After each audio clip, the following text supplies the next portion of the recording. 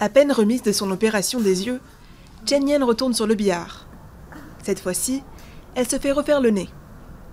Selon des estimations, 14 millions de Chinois devraient avoir recours à la chirurgie esthétique cette année. Un bond de 42% par rapport à 2016.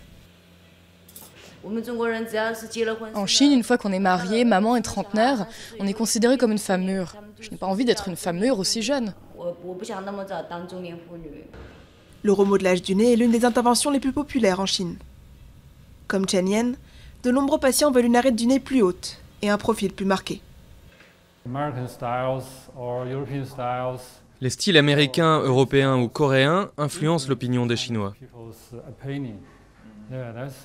Et l'autre raison, selon moi, c'est que l'économie chinoise se porte de mieux en mieux et les gens sont de plus en plus riches. Un boom de la chirurgie esthétique qui touche aussi les jeunes. Maintenant, plein de diplômés viennent se faire opérer pendant leurs vacances d'été parce qu'ils veulent avoir plus de chances de trouver du boulot. Peu importe ce qu'ils veulent faire dans la vie, ça leur donne plus de valeur, un bonus. Chen Yan n'a pas l'intention de repasser sous le bistouri. Mais l'hôpital lui a recommandé une nouvelle opération, le rabotage de l'os du menton pour un visage plus fin et plus proche de son idéal de beauté.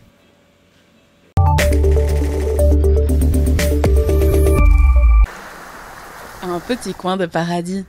Bienvenue à Raja Ampat, un archipel de 1500 îles qui s'étale sur plus de 67 000 km² dans la province indonésienne de Papouasie occidentale. C'est incroyable. On a visité des millions d'îles, mais je dirais que celle-ci est la plus belle. Avec plus de 1400 espèces de poissons et 600 variétés de coraux, la région abrite l'une des plus grandes biodiversités au monde.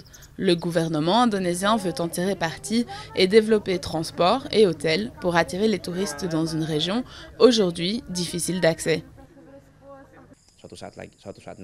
J'ai bon espoir de pouvoir rivaliser avec d'autres destinations à travers le monde, parce que Raja Ampat a beaucoup de sites naturels de toute beauté. Mais les tribus papous qui habitent ici s'inquiètent des conséquences du développement du tourisme de masse. Je pense que le gouvernement central devrait aborder tout cela en fonction de nos besoins culturels et intervenir en écoutant les aspirations culturelles des locaux.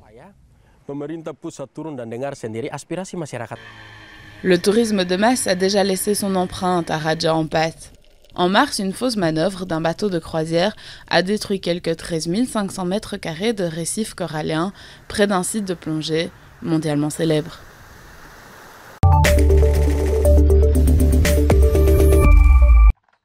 Ce jeune homme de 22 ans s'entraîne pour la demi-finale de Vierliepen, un sport emblématique de la province de la Frise, au nord des Pays-Bas. C'est un mélange entre le saut à la perche et le saut en longueur, une discipline qui demande de l'endurance, de la force, mais aussi beaucoup d'audace. Quand tu es au sommet de la perche, tu te trouves à 10 mètres au-dessus du sol. Si tu as le vertige, tu peux oublier ce sport, ça, c'est sûr. Les participants s'élancent chacun à leur tour sur une perche de 13 mètres. L'objectif, atteindre le banc de sable aménagé de l'autre côté du canal, 15 mètres plus loin. Mais la plupart échouent et tombent dans l'eau. À l'origine, les agriculteurs traversaient les canaux à l'aide d'une perche en bois, une pratique ancienne qui s'est transformée en compétition sportive en 1957, ici même dans la Frise. C'est vraiment un sport de notre région, mais il y a également de très bons sauteurs dans le reste du pays. Parfois ils sont plus forts, parfois nous sommes plus forts. Mais en ce moment, ils sautent plus loin que nous. Les choses doivent changer pour faire en sorte que les Frisons soient de nouveau les meilleurs. Aujourd'hui, le vainqueur a atteint 20,72 m. Pour Sist, le favori local, la compétition ne s'est pas très bien passée. Il enchaîne les chutes et termine 3e. C'est sûr, j'arrive à atteindre 20 mètres maintenant et je voudrais vraiment atteindre les 21 mètres. C'est mon objectif pour l'année prochaine. Ça l'était aussi pour cette année, mais je vais devoir encore m'entraîner durant l'hiver. On verra. Encore quelques mois d'entraînement, quelques mètres de plus à atteindre et les perchistes de la Frise pourraient battre le record national 22,21 m détenu par un perchiste du centre du pays.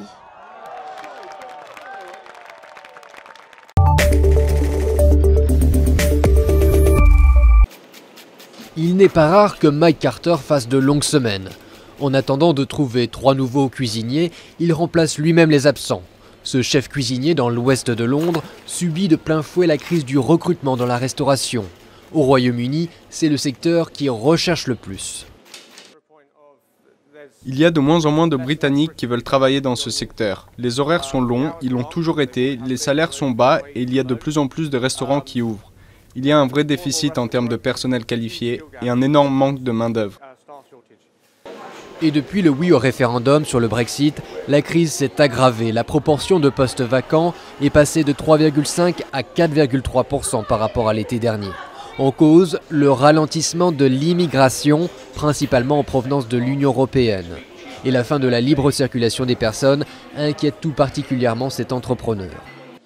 La moitié de mes employés sont britanniques. On a toujours essayé d'avoir le plus de Britanniques possible parce qu'on a un commerce de quartier britannique, mais on a toujours besoin de l'aide de gens qui viennent du reste de l'Europe ou d'ailleurs, et qui ont les compétences nécessaires, parce qu'on ne les trouve pas au niveau local. Tim Martin est à la tête de la chaîne de pub Wetherspoon qui emploie 37 000 personnes à travers le pays.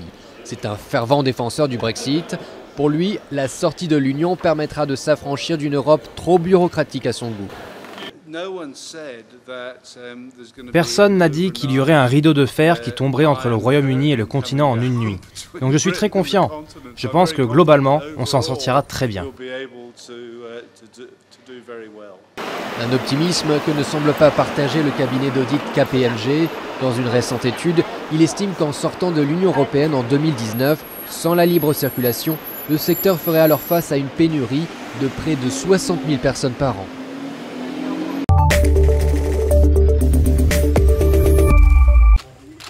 Dans la jungle philippine, l'insurrection communiste forme sa relève. Armée de fusils et d'ordinateurs portables, une nouvelle génération de combattants a rejoint les rangs d'une des plus anciennes rébellions d'Asie. Leur objectif ? Renverser le système capitaliste des Philippines. Catherine rêvait de devenir présentatrice de télévision, mais cette jeune diplômée a troqué le micro pour un fusil d'assaut. Nous affrontons un ennemi qui commet des atrocités contre le peuple, contre les jeunes et les autres secteurs de la société. Face à eux, il faut résister debout, pas se terrer dans la peur.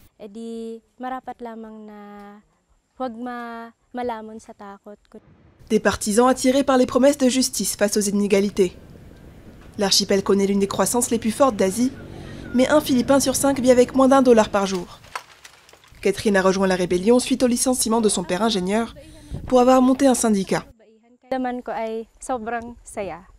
Je suis très contente de parler aux membres de la communauté locale et d'apprendre à connaître leur situation.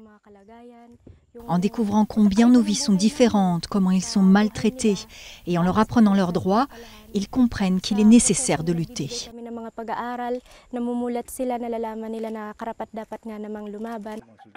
Jaime Padilla est l'un des hommes les plus recherchés des Philippines. Ce leader communiste a rejoint la nouvelle armée du peuple, peu après le début de la rébellion à la fin des années 60. Les négociations de paix entre le gouvernement et l'insurrection sont depuis peu au point mort, une paralysie qui a donné lieu à une nouvelle vague de violence. Et à 70 ans, Padilla est toujours prêt à se battre. Ça fait 50 ans que nous combattons et peu importe s'il nous faut encore 50 ans. La jeunesse va poursuivre la rébellion. Même si ça prend 100 ans, tant que la jeunesse est ici, les fermiers et les citoyens sont prêts à se révolter. Une jeunesse communiste sur laquelle il compte pour poursuivre l'insurrection, dans un conflit qui a déjà fait au total 30 000 morts, selon les estimations de l'armée philippine.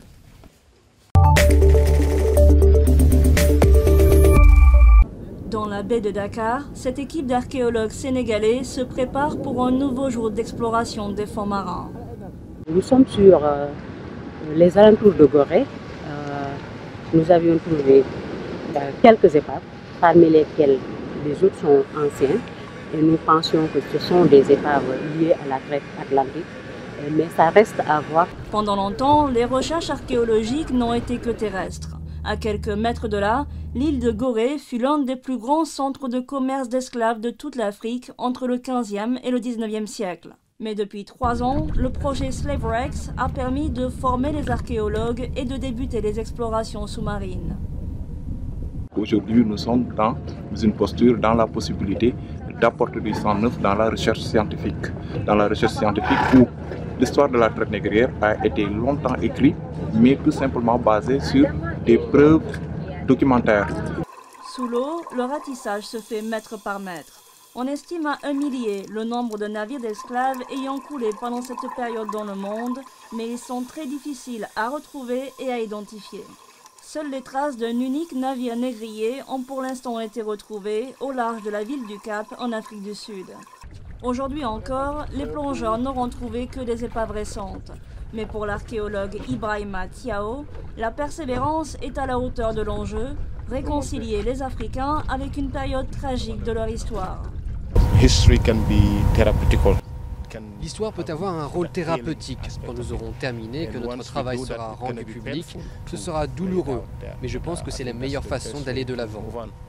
Selon certaines estimations, plus de 12 millions d'Africains ont été réduits en esclavage pendant la traite atlantique.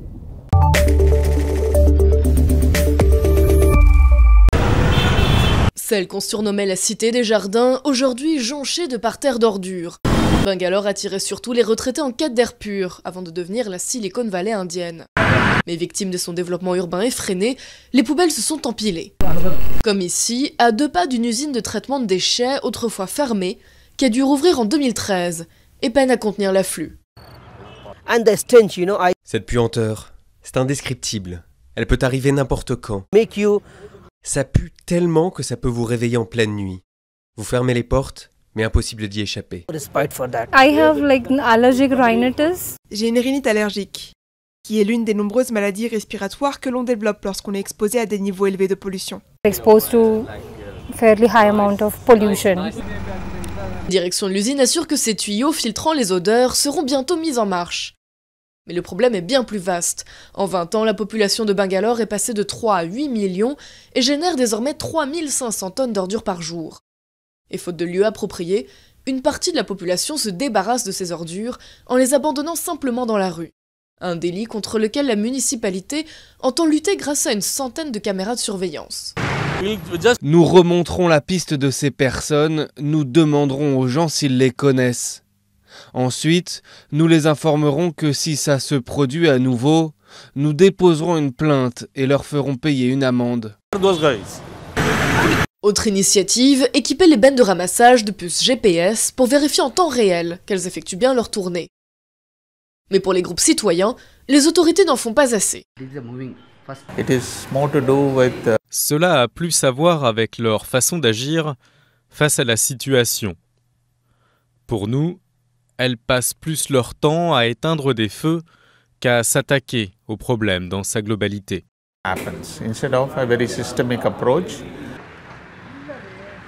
Si les caméras de surveillance ne fonctionnent pas, la mairie de Bangalore envisage une méthode plus pragmatique, mobiliser d'anciens militaires pour faire la chasse aux pollueurs sauvages.